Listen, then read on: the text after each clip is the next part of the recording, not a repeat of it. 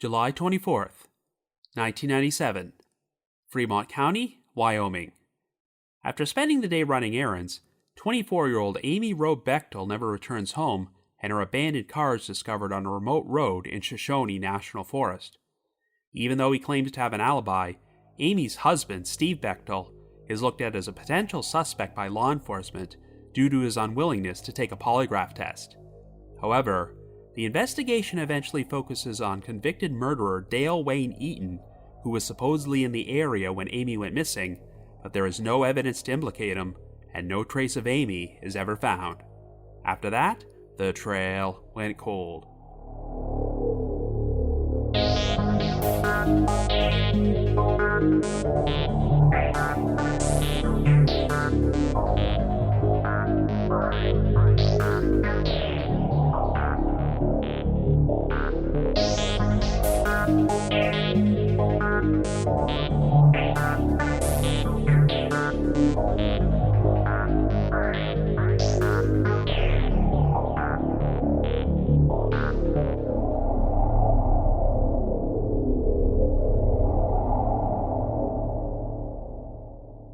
Hello everyone, and welcome to our latest episode of The Trail Went Cold. I'm your host Robin Warder, and today we're going to be covering one of our most highly requested missing persons cases, the 1997 disappearance of Amy Wroe Bechtel. Anyway, the disappearance of Amy Wroe Bechtel is a very prominent missing persons case which has been featured on Unsolved Mysteries and Disappeared, and not surprisingly, I've had numerous requests to cover it since the inception of this podcast. It involves a young woman who went missing in Shoshone National Forest after apparently driving out there to go running, and while her abandoned car was discovered on a remote road, Amy herself could not be found. At the outset, there was speculation that Amy may have gotten lost and succumbed to the elements, or been attacked by a wild animal, but investigators soon directed suspicion towards her husband, Steve Bechtel. While there was virtually no evidence against Steve, and he seemed to have an alibi during the time period Amy went missing, he raised some eyebrows by declining to take a polygraph test and ceasing communication with law enforcement. As the years have gone by, it seems like there has been more focus on the theory that Amy crossed paths with a predator who wound up killing her. The most promising potential suspect is Dale Wayne Eaton, who is currently incarcerated for the murder of Lisa Marie Kimmel, another case which was featured on Unsolved Mysteries. However, even though Eaton was reportedly camping in Shoshone National Forest on the day Amy vanished, no direct evidence has ever linked him to this case, and he has always refused to speak with investigators. It has now been 26 years since Amy went missing, so on this episode, we're going to explore all the different scenarios about what may have happened to her. However, before we get started, just a quick reminder that The Trail Went Cold is a weekly podcast, which is currently available for download on several platforms, including Apple Podcasts and Spotify. So if you like this podcast, be sure to subscribe to it, and please leave us a rating or review on any of those sites to help spread the word and garner us more exposure. The Trail Went Cold is on Patreon, so if you would like to learn how to support the show, please visit our page at patreon.com/thetrailwentcold. For as little as $1 a month, you can garner access to exclusive rewards, which may include stickers and thank you cards, early access to episodes, and bonus content. So with all that out of the way, let us now delve into the disappearance of Amy Wroe Bechtel.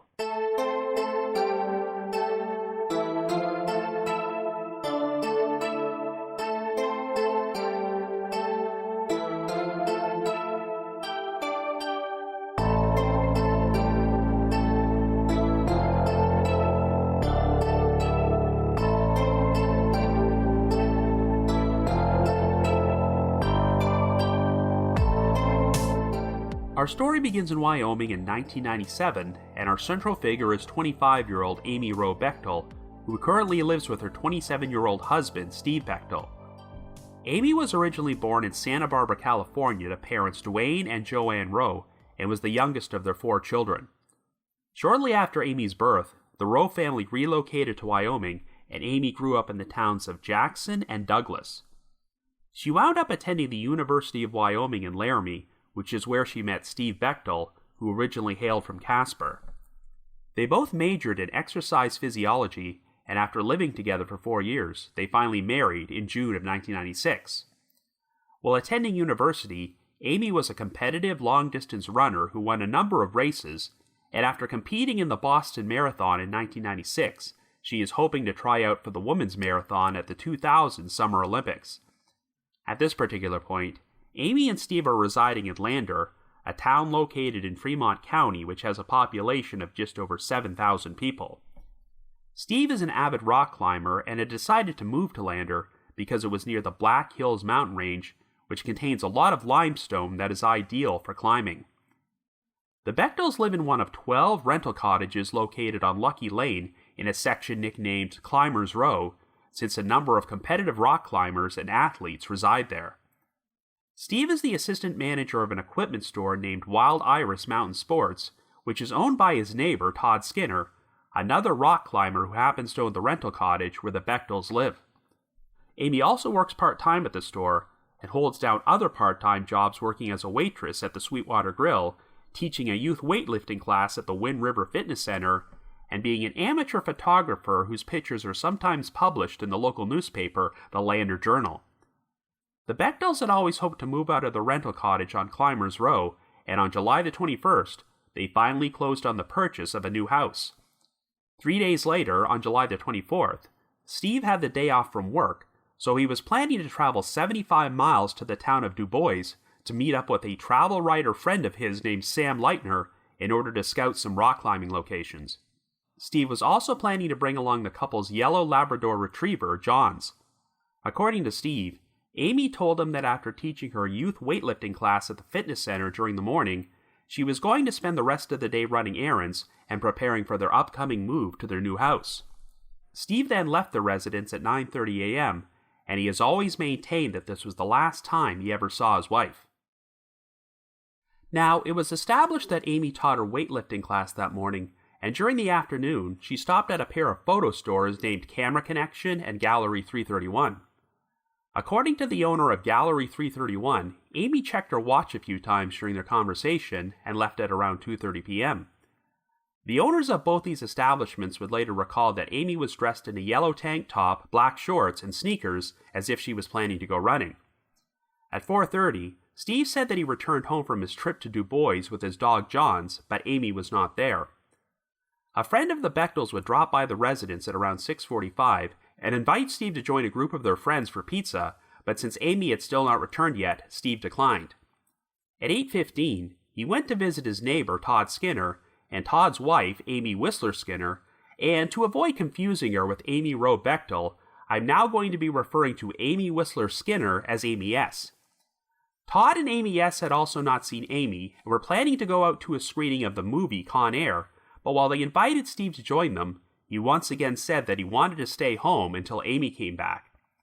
Amy had originally planned to spend the day traveling to the town of Powell in order to visit her parents Dwayne and Joanne and pick up some furniture from them for her new house, but she decided against it since she had too many things to do that day. When Amy failed to resurface by 9 p.m., Steve phoned the Wroes to check if Amy had decided to go visit them after all, but her parents had also not heard from her. Finally, by 10:30, Amy had still not returned home, so Steve decided to call the Fremont County Sheriff's Office in order to report her missing. A section of the audio from Steve's phone call has been released publicly, and it has always been the center of controversy, as he jokingly said, quote, "Hi, this is Steve Bechtel calling. I'm missing a person, and I was wondering if maybe you had an extra," end quote.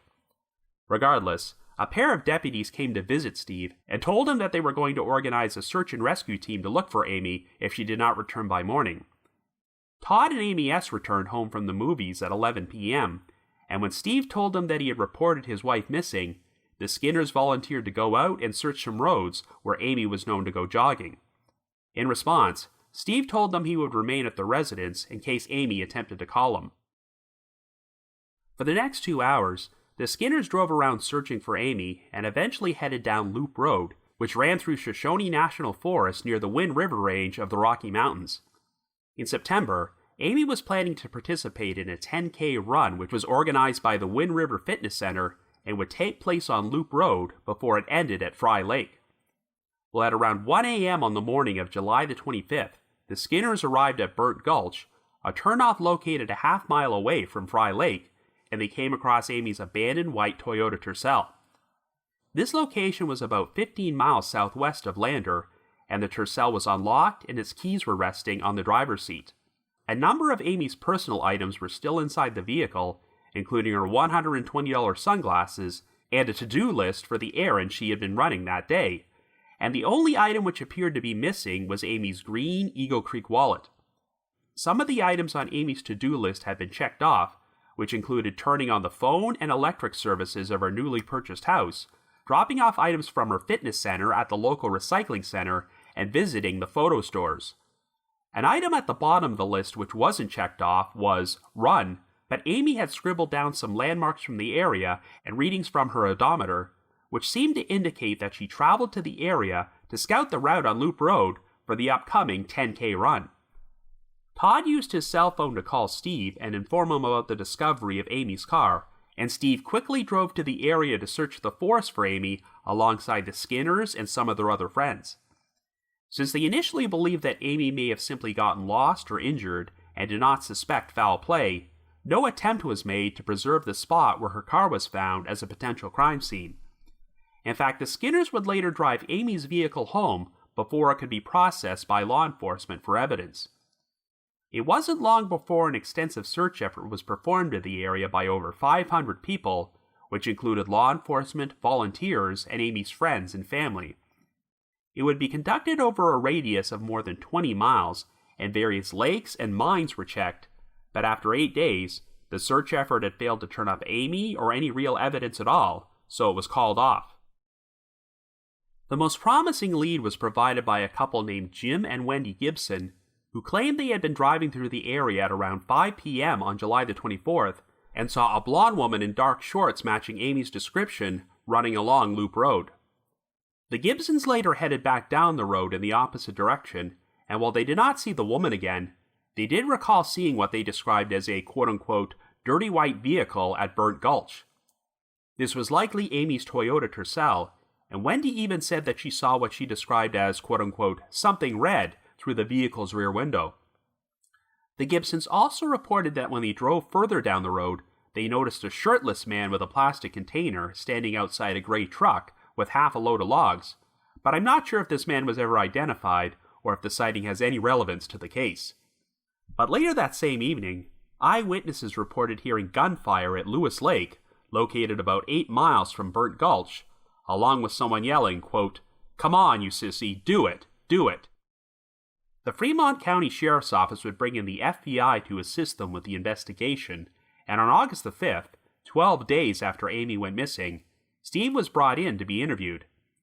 He was here when one of the FBI agents said to him, quote, "I have evidence that proves you killed Amy, and we would like to have you take a polygraph test right now to prove that you didn't," end quote. Well, this prompted Steve to terminate the interview and walk out, and he soon retained the services of a defense attorney named Kent Spence. Steve soon informed law enforcement that all further communication with him would be done through his attorney, and that on the advice of counsel, he was not going to take a polygraph. The lead investigator for the Fremont County Sheriff's Office was Sheriff's Deputy Dave King, who was actually away on a trip to the mountains at the time Amy went missing, and did not take over the investigation until 1 week later. The authorities initially speculated that Amy may have gotten lost in Shoshone National Forest and succumbed to the elements or was attacked by a wild animal, such as a bear or a mountain lion. But the main reason King started becoming suspicious of Steve is because of an eyewitness sighting from a camper who reported seeing a blue pickup truck speeding down Loop Road sometime between 4:30 and 5 p.m. on July the 24th. The camper said that an unidentified man was at the wheel and a blonde woman was in the passenger seat, and Steve drove a blue pickup which just happened to match this truck's description. However, the issue is that phone records showed that Steve had called a friend of his from his residence at 4:43 p.m. that day and left a message on his answering machine. This seemed to corroborate Steve's story that he arrived home from Du Bois at 4:30 and would have made it impossible for him to be driving his pickup truck on Loop Road during the time frame of this eyewitness sighting. Regardless, the day after Steve terminated his interview, the Fremont County Sheriff's Office got a warrant to perform a search of his residence and his truck. They claim this was mostly done to obtain items containing samples of Amy's DNA for a possible future comparison, but after impounding and searching Steve's truck, Dave King told the press, quote, "There was some questionable substance found in the truck, biological things, but we don't know the conclusion on that. I don't think the jury is back yet." End quote. But investigators were particularly troubled by a series of journals which they obtained during their search of the Bechtel residence. The journals were penned by Steve, and while very few details about them have been released publicly, they supposedly contain numerous poems and writings with descriptions of violence towards Amy and other women, and Steve expressing a desire for power and control. For his part, Steve claimed that many of these passages were written back when he was in high school, and some of them were nothing more than song lyrics he had written for his band. But the writings raised alarm bells with Amy's brother, Nels Wroe, as well as Nels' wife, Teresa, who happened to be the director of a center for domestic abuse victims. Nels and Teresa claimed that a few weeks before Amy went missing, they invited her and Steve over for dinner and noticed a suspicious bruise on Amy's arm. When Nels asked about the bruise, Amy simply responded that Steve could, quote-unquote, get a little rough sometimes, and Steve followed this up by proceeding to place his hands on Amy's shoulders. While Nels and Teresa acknowledged that Amy did not look overly concerned when she said this, they wondered if Steve might have been abusive. Indeed, the Wroe family felt that Steve appeared to be jealous, controlling, and possessive towards Amy, and that she seemed to change her demeanor whenever her husband was around her. For their part, the Skinners, as well as many other friends of the Bechtels, claimed they did not notice any signs of abuse or friction within the couple's marriage, and believed that Steve's writings were taken out of context and had no connection to Amy's disappearance. Steve was also very active in the search effort for his wife, as he established the Amy Wroe Bechtel Recovery Headquarters, which launched a new website and hotline for tips and would circulate around 250,000 missing persons flyers. On September the 28th, the 10K run which Amy had been planning to compete in was finally held on Loop Road in order to raise money for the search fund, and the event would be named the Amy Bechtel Hill Climb.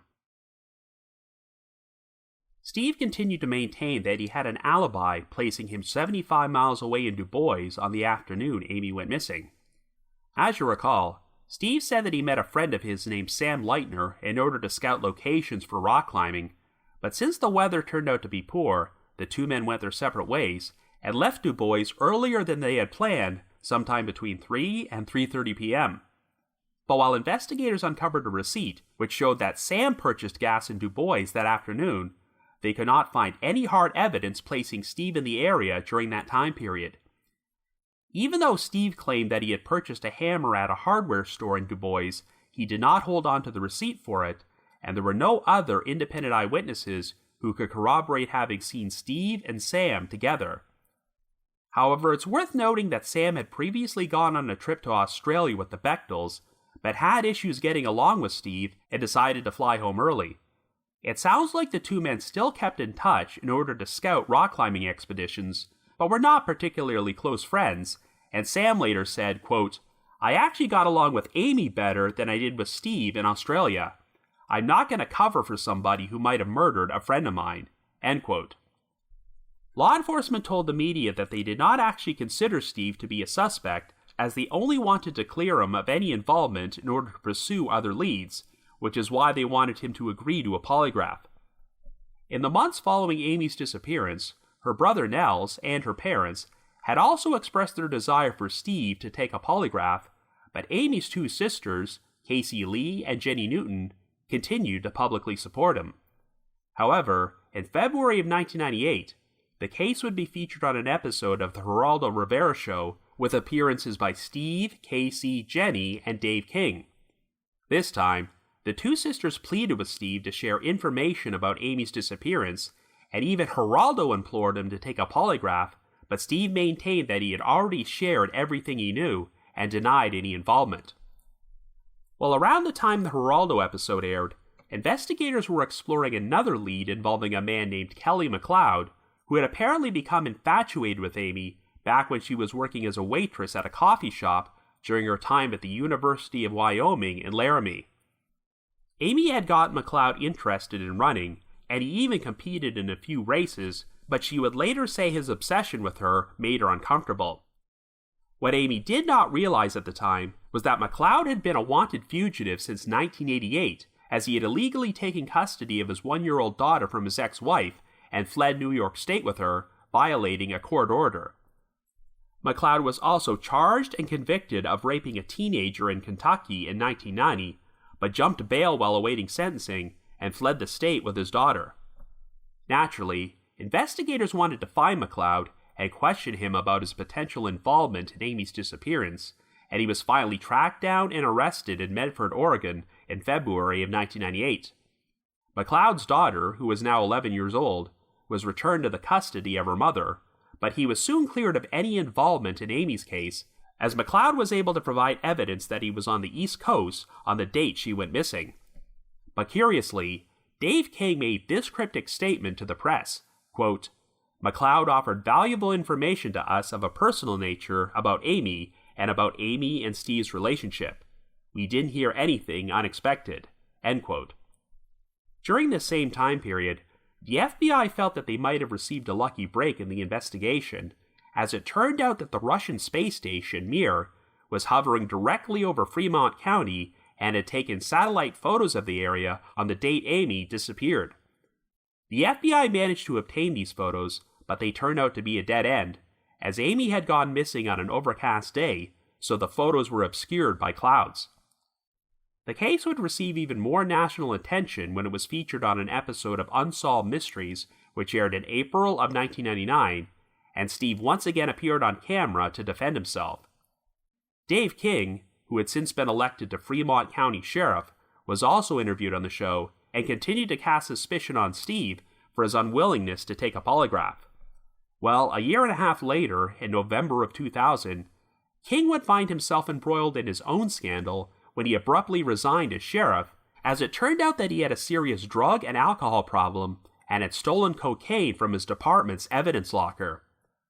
He eventually pled guilty to the charges of unlawfully obtaining cocaine and using cocaine, and received a 3-year suspended sentence and probation.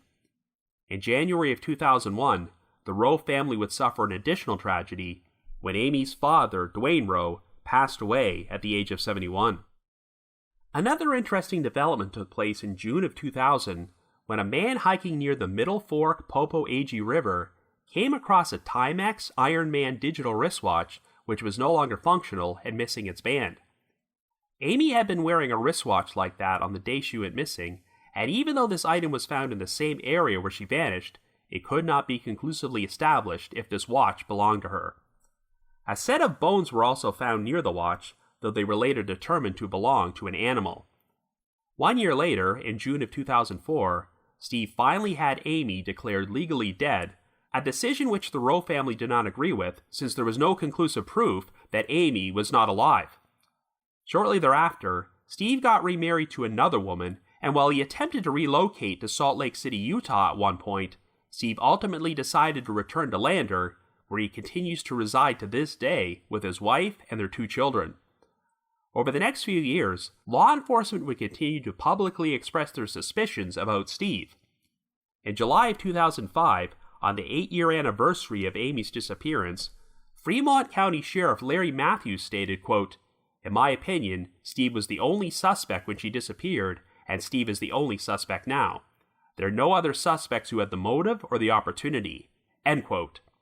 2 years later, the new lead investigator, Detective Sergeant Roger Reiser, spoke about the case with the Billings Gazette and expressed his belief that Amy's death was a homicide, stating, quote, "In my mind, there is only one person that I want to talk to, only one person who has refused to talk to law enforcement, and that's her husband," end quote. However, by 2010, Fremont County Patrol Sergeant John Zerga had taken over as lead investigator, and he started exploring other leads which did not involve Steve Bechtel. The case would be featured on an episode of Disappeared, which aired in January of 2013, but while Steve declined to be interviewed on the show, Zerga confirmed that Steve had recently agreed to speak with him and was starting to cooperate with law enforcement again. An alternate theory which was explored on the Disappeared episode was a local rumor involving a group of Native Americans who lived on the Wind River Reservation, which ran through both Fremont and Hot Springs counties. The story goes that these individuals had been drinking on the day of Amy's disappearance and accidentally struck her with their vehicle before burying her body in a shallow grave. This rumor always mentioned a specific vehicle, so the Fremont County Sheriff's Office secured permission from the tribal police to process this vehicle for evidence, but they found nothing, and the allegations about Amy being the victim of a hit and run remain unsubstantiated. However, the most prominent theory which has emerged since John Zerga took over the investigation is the potential involvement of a suspect named Dale Wayne Eaton, who was responsible for the murder of another victim featured on Unsolved Mysteries. The victim in question was 18-year-old Lisa Marie Kimmel, and her case would be known as the Lil Miss murder, as Lil Miss was written on the vanity license plate on the vehicle Lisa was driving at the time she was killed. On March 25, 1988, Lisa left her home in Denver, Colorado, in order to make a lengthy drive to Cody, Wyoming, where she would pick up her boyfriend and then go to visit her family in Montana. Well, Lisa never arrived at her boyfriend's residence and was reported missing, and 8 days later, her body was discovered in the North Platte River near Casper.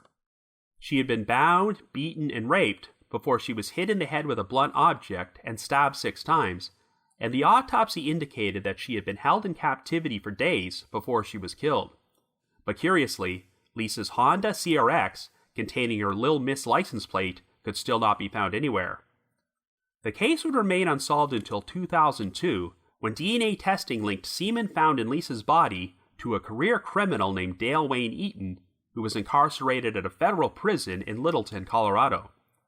In September of 1997, Eaton had kidnapped a couple named Scott and Shannon Breeden, as well as their 5-month-old son, at gunpoint after their van broke down on Interstate 80 in Sweetwater County, Wyoming, and Eaton pulled over in his green 1985 Dodge van to offer them a ride.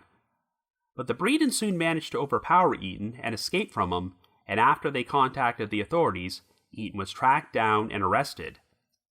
Even though Eaton was charged with attempted kidnapping, there was a major issue with prison overcrowding in Wyoming at that time, so Eaton agreed to a plea deal in which he would only serve 99 days in jail before he was released on probation and move into a halfway house in Casper. However, when Eaton broke his probation, a warrant was issued for his arrest, and he was tracked down in July of 1998. Since Eaton had a shotgun in his van when he was taken into custody, he was hit with federal weapons charges and forced to submit a sample of his DNA, which would later be matched to evidence from the Lisa Marie Kimmel case.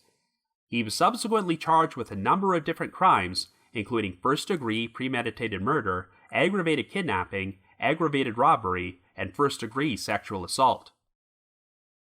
Back in 1988, Eaton had been living inside a converted school bus on his property in the unincorporated community of Monida, Wyoming. After abducting Lisa from a remote rest area, Eaton held her captive in this school bus for days and raped her several times before he killed Lisa and dumped her body off a bridge into the North Platte River. At the time, Eaton's neighbors recalled him digging a large hole on his property, and when the authorities went there to perform an excavation in 2002, they wound up finding Lisa's missing Honda CRX, complete with the Lil Miss license plate. In March of 2004, Eaton went on trial for Lisa's murder, and after being found guilty on all charges, he received the death penalty. However, he eventually received a stay of execution, and after his death sentence was overturned, Eaton was removed from death row and formally resentenced to life imprisonment without parole or commutation on the first-degree murder charge, with additional sentences on the charges of felony murder, aggravated kidnapping, aggravated robbery, and first-degree sexual assault. At the time of this recording, Eaton is currently 78 years old and remains incarcerated at the Wyoming Medium Correctional Institution in Torrington. Well, even though Eaton has only been conclusively linked to Lisa Marie Kimmel's murder, there has always been speculation that he might be a serial killer who is responsible for murdering additional victims. This includes a series of crimes known as the Great Basin murders, in which at least 9 women were killed within the Great Basin geographical area of Wyoming, Colorado, Utah, and Nevada between 1983 and 1997. I'll go into more details about these crimes later on in this episode, but Eaton has also been looked at as a potential suspect in the disappearance of Amy Wroe Bechtel. Following Eaton's arrest in July of 1998, his brother, Richard Eaton, had sent in a tip to the Fremont County Sheriff's Office about Dale's possible involvement in this case. Richard told the lead investigator at the time, Roger Risor, that his brother often liked to travel to Fremont County in order to go camping in Shoshone National Forest near Burnt Gulch, as it was apparently a good spot for trout fishing and elk hunting. Richard believed that Dale may have traveled there in July of 1997, on the date when Amy went missing, but Risor apparently dismissed this tip, since Dale's niece had told him he was visiting her in Greeley, Colorado on July the 24th. However, by the time John Zerga took over the investigation in 2010, Dale had been charged and convicted of murder, so Zerga decided to take a fresh look at Richard's tip. When Richard was able to provide a number of specific geographic details about the Burnt Gulch area, Zerga became convinced that Dale had been there at some point, but when he attempted to formally interview Dale about the case in prison, Dale refused to speak with him. Thus far, no evidence has ever been found to link Eaton with Amy's case, but Zerga seems to think he is a much more promising suspect than Steve Bechtel. But after 26 years, there are no conclusive answers about what happened, and Amy Wroe Bechtel continues to remain a missing person. So I guess you could say, the trail went cold.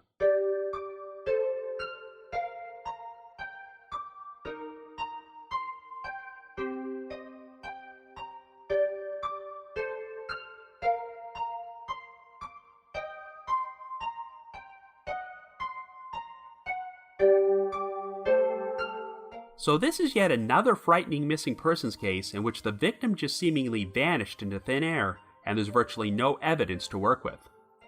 If you search online discussions about the case, it seems like the two most prominent theories are that Amy Wroe Bechtel was either killed by her husband or fell prey to a predator like Dale Wayne Eaton.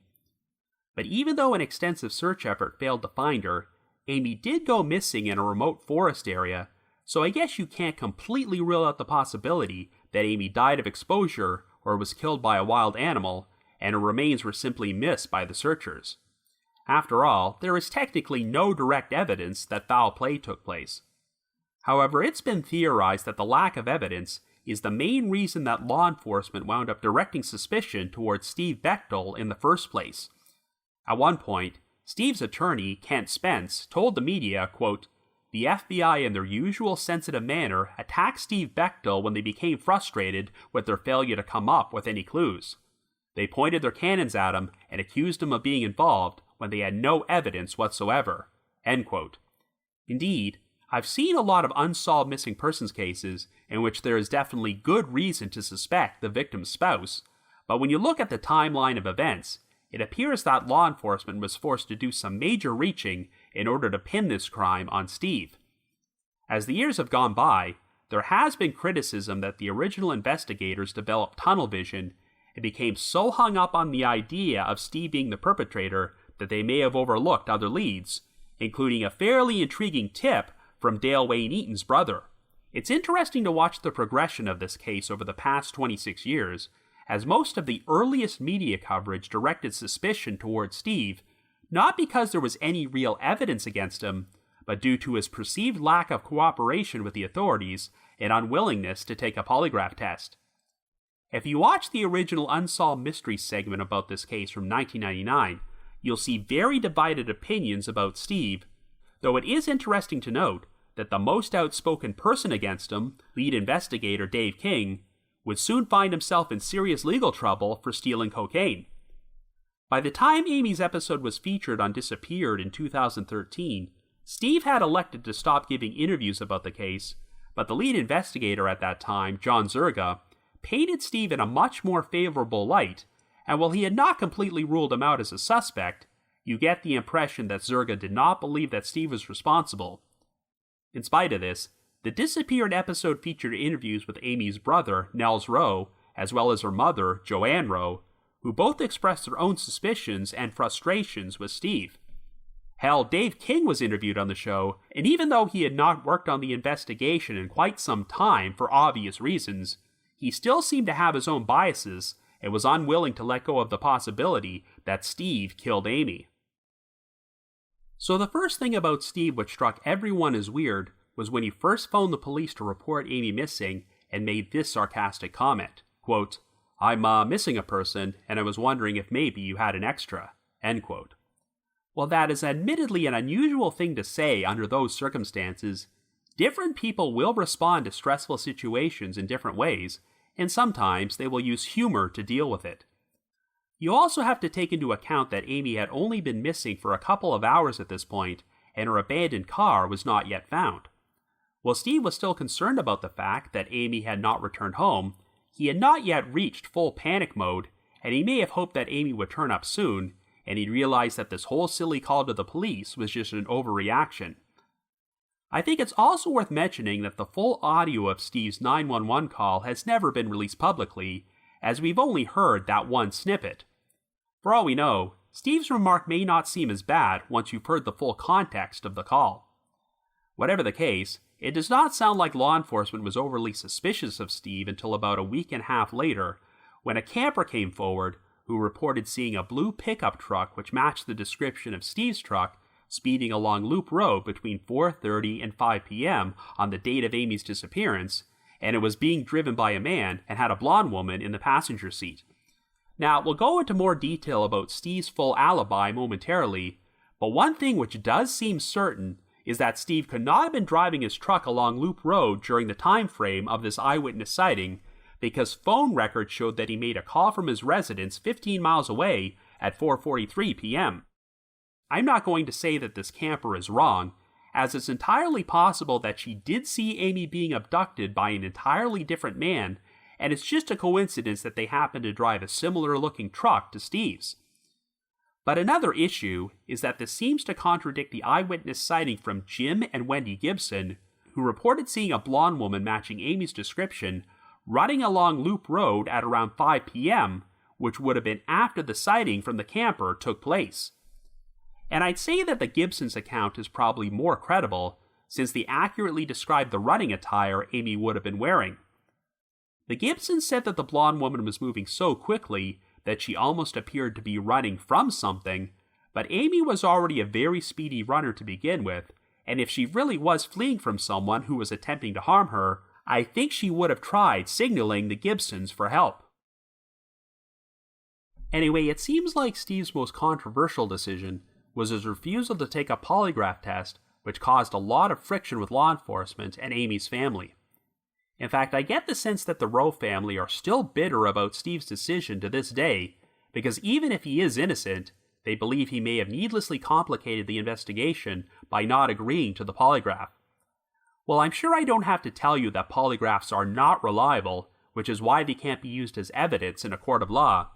but people will still push forward the argument that if you're innocent and have nothing to hide, why not just take the test and clear your name for good? But the problem is that due to various factors, there's always the risk that you can fail a polygraph even if you tell the complete truth, which can only worsen your situation.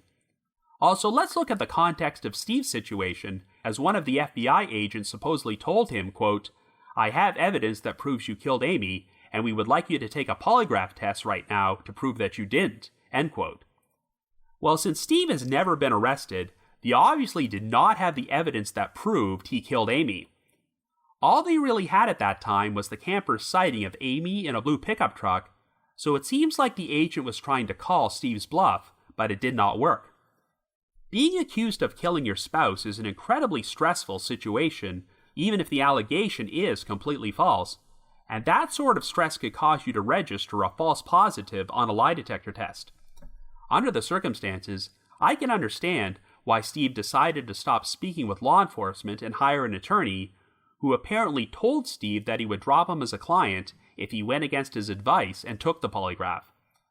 Keep in mind that Steve's attorney, Kent Spence, happens to be the son of Jerry Spence, a very prominent and high-profile lawyer who is renowned for having never lost a criminal case before a jury, either as a prosecutor or a defense attorney, and he has also not lost a civil case since 1969.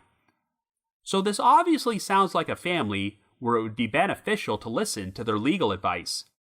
This is one case which only makes me wish that I am never ever in a situation where I'm asked to take a polygraph.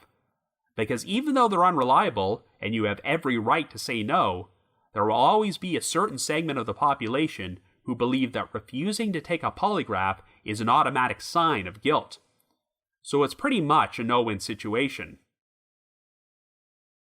Once Steve popped up on the radar as a possible suspect, the only so-called evidence investigators could find against him were a series of journals he had written, which supposedly contained dark fantasies about murder, violence, power, and control.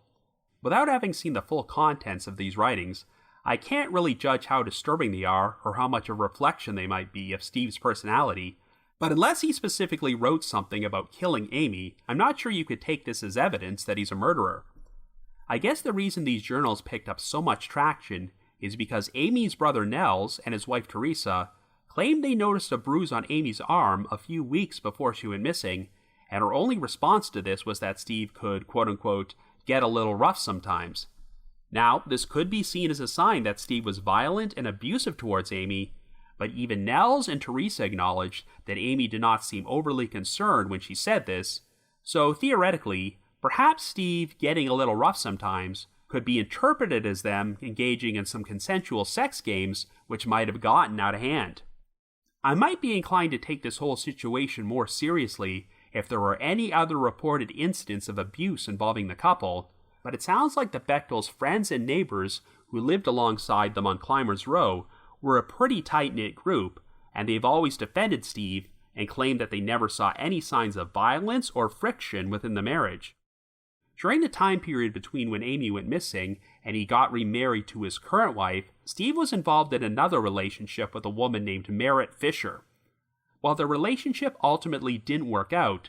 Merritt has also publicly supported Steve and maintained there was never any abuse or threatening behavior from him during their time together. And of course, I've never heard of any issues with Steve's current marriage, which has lasted nearly 20 years and produced 2 children. Look, I'm not going to say with 100% certainty that Steve did not abuse Amy, but even if he did, that doesn't necessarily mean he's a murderer, and there also appears to be no real motive for him to harm her. It would be one thing if their marriage had been on the rocks, but the Bechtels had actually closed on the purchase of a new house only 3 days before Amy went missing, which is usually not a sign of relationship troubles. Since Amy was working at least 3 part-time jobs at the time, I get the impression that this was a split-income household, so Amy's disappearance could have caused Steve potential financial strain before he moved into his new place. Steve was also very active in the search for Amy, as he established the Amy Wroe Bechtel Recovery Headquarters and distributed hundreds of thousands of missing persons flyers, so he just doesn't give off the vibe of being a spouse who does not want his wife's body to be found. I find it interesting that in addition to a Wikipedia page about Amy's disappearance, Steve Bechtel has his own individual Wikipedia page, which goes into great detail about his rock climbing exploits, and of course, also contains a section about his potential involvement in his former wife's case. Another individual from this story who has their own personal Wikipedia page is Steve's friend and former next-door neighbor, Todd Skinner, who is also a very prominent figure in the field of rock climbing. As you recall, Todd and his own wife, Amy Whistler Skinner, were the ones who found Amy's abandoned car, and they both publicly defended Steve, maintaining that they were with him for a good chunk of that evening and saw nothing to indicate that he had done something to Amy. Tragically, in October of 2006, at the age of 43, Todd was killed during a climbing accident at the Leaning Tower at Yosemite National Park in California, and if you search online, you can even find a lengthy tribute that Steve wrote about his friend following his death. Technically, the Skinners were partial alibi witnesses for Steve on the date of Amy's disappearance, but of course, the most important alibi witness was Sam Leitner, since he supposedly spent the afternoon with Steve in Du Bois, 75 miles away. And unlike the Skinners, it does not sound like Sam was particularly fond of Steve and only kept in touch with him because of their mutual interest in rock climbing and Sam's friendship with Amy. Steve's story was that he and Sam's parted ways in Du Bois sometime between 3 and 3:30 p.m. before he drove back to Lander, and there is a record of a phone call from the Bechtel residence placing Steve there at 4:43. Investigators confirmed that there was a gas station receipt placing Sam in Du Bois on July the 24th, but seemed to put a lot of emphasis on the fact that there was no paper trail or any other independent eyewitnesses who could place Steve there. I mean, since Steve and Sam claimed they were scouting rock climbing locations in a remote area, the lack of eyewitness sightings does not seem like a big deal. But if Steve did kill Amy that day, the only way this scenario works is if Sam intentionally lied to the police in order to fabricate a false alibi for Steve, even though Sam said he did not particularly like Steve all that much, and certainly wouldn't have helped him cover up the murder of a close friend like Amy. Even so, it was confirmed that Amy paid a visit to the Gallery 331 photo store at 2:30 p.m., which still only leaves Steve just over 2 hours to kill Amy, abandon her car at Burnt Gulch, dispose of her body, and then drive 15 miles back home to make the 4:43 phone call. That scenario isn't impossible, but you would think this tight time frame might have caused Steve to make some mistakes and leave more evidence behind. Of course, an alternate possibility is that Steve could have killed Amy sometime after he arrived in Lander at 4:30, but the issue is that he interacted with quite a few people over the course of the evening. To recap, we know that a friend stopped by to invite Steve out for pizza at 6:45, Steve went to hang out with the Skinners at 8:15, he phoned Amy's parents at 9 o'clock to check if she was there, phoned the police at 10:30 to report her missing, met up with the Skinners when they returned home at 11 o'clock, and the Skinners then found Amy's abandoned car at 1 a.m.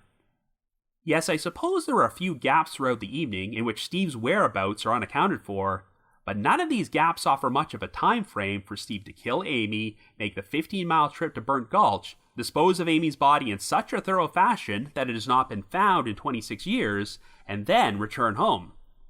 In addition, the only way this scenario works is if Amy and Steve both drove their respective vehicles to Burnt Gulch, because if Amy's car was abandoned there, Steve still needs another vehicle to drive back home. I know that after Steve's truck was impounded and processed, Dave King told the media that they found some quote-unquote questionable substance, which he described as quote-unquote biological things, but since we have heard no further details about this so-called evidence, I'm inclined to think that it's a whole load of nothing. Unless they specifically found blood evidence, then it doesn't really mean much if Amy's DNA, hair, or fiber evidence was inside Steve's truck, because as his wife, I'm sure she would have been in there on multiple occasions. Also, when breaking down Steve's alibi, you also have to take the eyewitness sighting from the Gibsons into account, as they believe they saw Amy running down Loop Road at around 5 p.m., which is after Steve already arrived home. If their sighting is accurate, and Amy was still alive at 5 o'clock, then all this discussion about Steve lying about his trip to Du Bois and fabricating an alibi is completely irrelevant. On a side note, one detail which often gets overlooked about this case is that Steve took his dog Johns with him on his trip to Du Bois. Steve once said that this was his biggest regret, as he believes that if he had left the dog at home, Amy may have taken Johns with her for her run at Burnt Gulch. And if she was the victim of foul play, the perpetrator may have been more reluctant to go after her if she had her dog as protection. Look, you can speculate all you want about Steve being a jerk or a terrible, abusive husband, but none of that stuff even matters if the timeline makes it physically impossible for Steve to have committed this crime. I agree with Kent Spence's statement that investigators may have become so frustrated by the lack of leads and evidence that they started placing all their focus on Steve and developed tunnel vision. When Dave King was interviewed on Unsolved Mysteries, he kind of rubbed me the wrong way when he discussed Steve's potential involvement and said, quote, statistically, he did it. I mean, yes, statistics do show that a woman is more likely to be killed by her spouse or someone she knows rather than some random killer, but you have to go where the evidence takes you, and I see nothing to indicate that it leads to Steve Bechtel. It does not sound like Amy told anyone of her plans to go running on Loop Road that afternoon, but judging from the writings on her to-do list, it seems likely that she went there in order to scout and practice the course for her upcoming 10K run. Assuming that the blonde runner the Gibsons saw was Amy, they did not see her when they drove back down Loop Road in the opposite direction later that evening, though it sounds like they passed by Amy's Toyota Tercel. So this implies that something happened to Amy during this time frame. The most common theory is that Amy crossed paths with someone in that area who murdered her, but I suppose we can't completely discount the possibility that she became lost in the woods and got injured or died of exposure, or that she was attacked and killed by a wild animal. It sounds like law enforcement have all but discounted this possibility because the search effort was very extensive, and since Lander is surrounded by wilderness and it's so easy to get lost there, the area search and rescue teams are considered to be more thorough and well-trained than average. But like I mentioned on this podcast numerous times, even the best search efforts can fail to find missing victims, and we've seen so many examples of human remains being discovered years after the fact in an area which was already thoroughly searched. The only potential evidence which turned up was a Timex Ironman digital wristwatch, which was not found until 2003. It was the same type of watch Amy would have been wearing, and while it could not be conclusively established that it belonged to her, it is a bit odd that this one particular item would be found, but nothing else. I guess my main issue with the idea of Amy getting lost is that she was seen running down Loop Road, and while I don't know many specific details of the course of this 10K run, would it have required her to veer off in different directions? If this course only required Amy to head in one direction and stay on the main road, then it should have been easy for her to make her way back to her car. One detail which has always struck people as unusual is that even though Amy's wallet was missing, her keys were still inside her vehicle, which was left unlocked. This could be seen as a sign that Amy was forcibly abducted from that spot, but an alternate explanation is that she may have intentionally left her keys in the car because it would have been inconvenient and illogical for her to carry them around in her shorts while she was running, as there was always a risk of the keys falling out and her losing them. I mean, this was a remote area in the middle of nowhere, and Lander was not exactly known for being a high crime area, so Amy may have felt there was no harm in leaving her keys inside her car, because what are the odds of someone happening upon her vehicle and stealing it?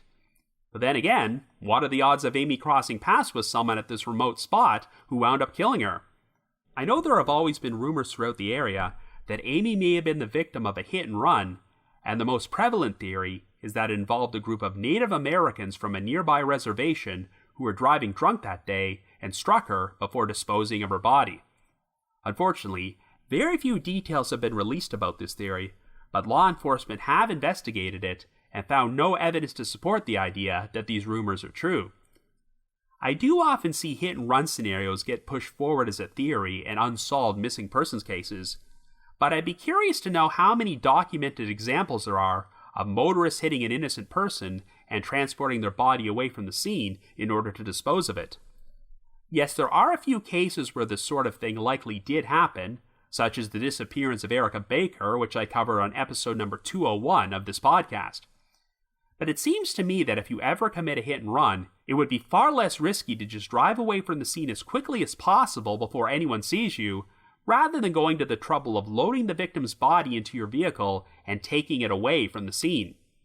If Amy was the victim of foul play, I'm more inclined to believe it was an abduction and murder rather than an accidental hit and run. So now we have to talk about Dale Wayne Eaton, as other than Steve Bechtel, he has been pushed forward as the most likely suspect to have killed Amy.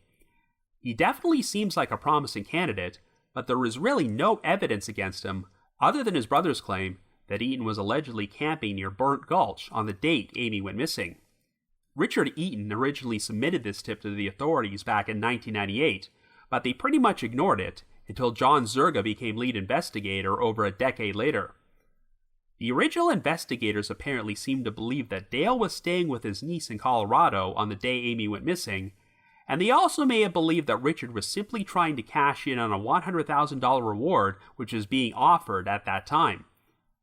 But Richard did seem to have an intimate knowledge of the Burnt Gulch area to suggest that his brother had gone camping there, so this could very well be a case of Amy being in the wrong place at the wrong time and crossing paths with a murderer. Now, Eaton is currently incarcerated for the murder of Lisa Marie Kimmel, and the details of what he did to her are so horrific that you hope the same thing did not happen to Amy. If you go to the Unsolved Mysteries message board at the Sitcoms Online forum, which I'm always referencing,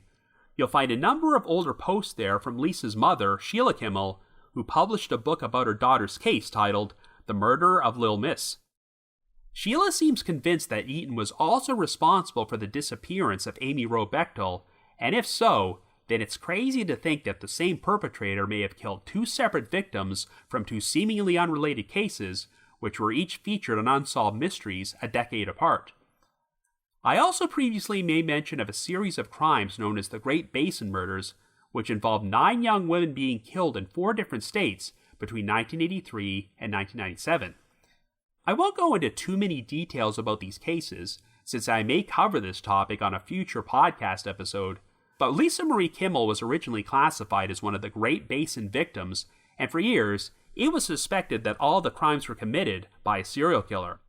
But 4 of these 9 cases, including Lisa's murder, have been solved, and each of them were linked to a different perpetrator. So it's possible that all these crimes are completely unrelated, but I don't discount the idea that Eaton could have been responsible for some of the murders which are still unsolved. It's worth noting that the first Great Basin murder, involving a 23-year-old victim named Janelle Johnson, actually took place in Fremont County in March of 1983. And the last of these victims, an 18-year-old sex worker named Tanya Teskey, was found in Yukon, Idaho on August 15, 1997, 3 weeks after Amy went missing, and only 1 month before Eaton was arrested for the attempted kidnapping of the Breeden family. And well, after Eaton's arrest, the Great Basin murders seemed to come to a stop.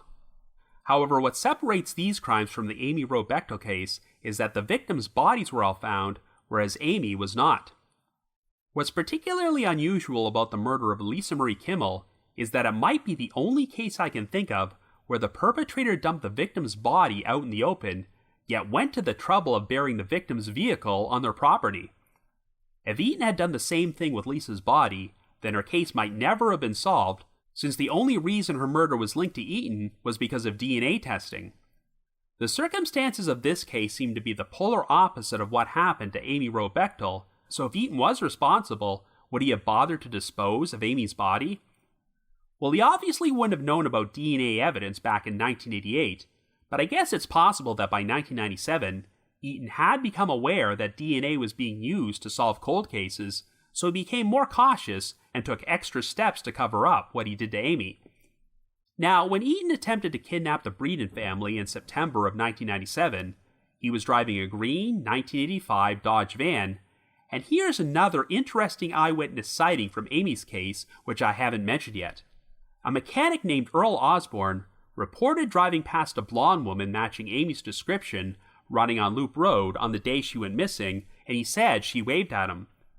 When Osborne drove back down the road in the opposite direction a short time later, he claimed he did not see the woman, but noticed what he described as an old blue-green vehicle, which may have been a van, and it was stopped in the road. On the surface, this possible sighting of the van could be a piece of evidence which places Eaton in the area that day, but here's the problem. Osborne said that he drove past the woman at 10:30 a.m. As you recall, the Gibsons reported seeing Amy on Loop Road at 5 p.m., and we know that she was seen at the Gallery 331 camera store at 2:30. I mean, I guess it's possible that Amy could have taken an earlier trip to Loop Road to go running before she returned later that day, but as far as I know, she should have been teaching her weightlifting class at the fitness center at 10:30 a.m. So it's possible that Osborne has some details wrong about this sighting. And of course, there's also the issue of the camper who thought she saw Amy in a blue pickup truck around the same time period when the Gibsons saw her running on Loop Road. Well, to be honest, I have no idea which of these sightings, if any of them, are accurate, and this was an issue which complicated the investigation into Lisa Marie Kimmel's murder.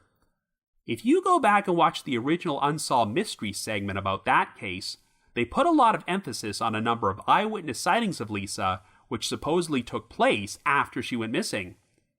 But since the witnesses specifically described her driving a car with the distinct Lil Miss Vanity license plate, their sightings seem pretty believable on the surface, but of course, we all know that these people had to be wrong, since Lisa had already been abducted by Eaton at that point. I don't think any of the witnesses were lying, as I'm sure they genuinely thought they were being helpful, but they obviously must have been mistaken about certain details, such as the date their sightings took place. So who's to say that many, if not all, of the witnesses who thought they saw Amy couldn't have been mistaken as well? Whatever the case, I am inclined to believe that Amy was the victim of foul play, and I also think she was likely abducted and taken away from the Burnt Gulch area in a vehicle before she was murdered, which is why the extensive search effort through Shoshone National Forest failed to turn up any evidence. But if this is what happened, could Dale Wayne Eaton be the perpetrator?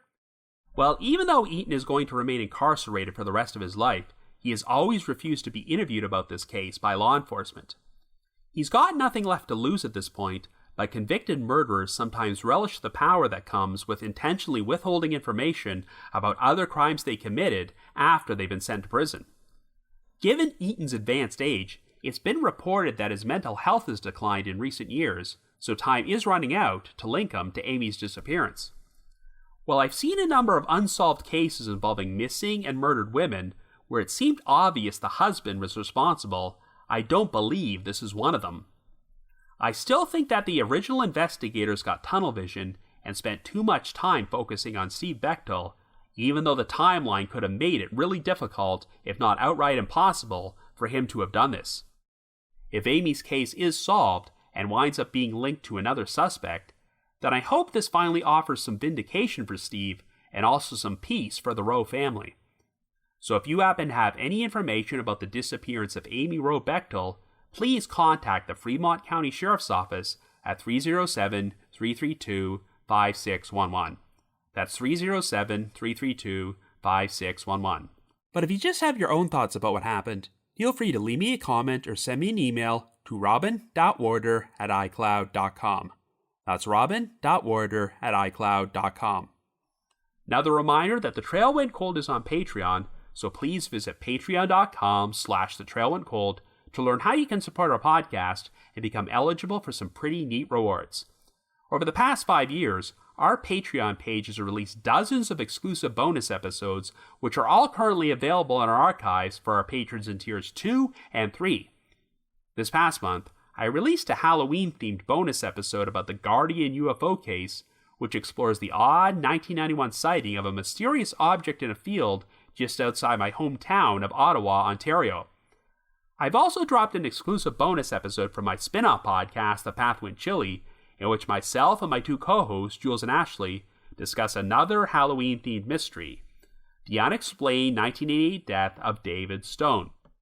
And for our patrons in Tier 3, I've recorded another new audio commentary track, which can be played over a classic episode of Unsolved Mysteries, and we now have over 50 of these commentary tracks in our archives. I'd also like to give a shout out to our most recent listeners who have signed up with us on Patreon this week, and that's Courtney P. and Carol. Thank you so much for your support. I just wanted to give another shout out to my supporters at the Unsolved Mysteries message board at the Sitcoms Online forum and the Unresolved Mysteries subreddit. I need to provide a big thanks to Miguel Foote, who edits and assembles this podcast together for me, and Vince Nitro, who composes the ear music you hear on every episode. If you haven't already, you can like us on Facebook, follow us on Twitter, or leave us a rating or review on Apple Podcasts or Spotify. So have yourselves a great week and join us again next Wednesday for another brand new episode of The Trail Went Cold.